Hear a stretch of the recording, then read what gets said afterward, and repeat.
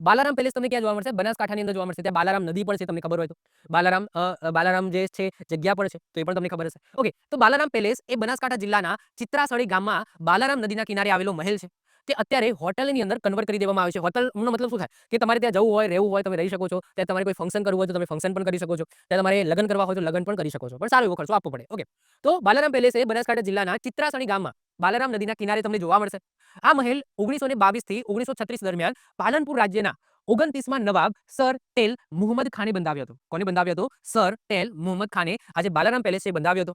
Balaram palace એ દક્ષિણ પશ્ચિમ રાજસ્થાનના જાલોરથી શાસન કરનારા લોહાનિયાઓ માટે સપ્તાહના અંતે એકાંત એટલે કે અહીંયા આવીને એસ કરી શકે એવો અને શિકારનો આશરો હતો. એટલે કે અહીંયા આવતા હતા, શિકાર કરતા હતા અને કહેવાય કે પિકનિક સ્થળ તરીકે એ ઉપયોગમાં લેતા હતા લોહાનીઓ. ક્લિયર? તો મહત્વપૂર્ણ છે આ પોઈન્ટ, એ પણ આપણે યાદ રાખીશું.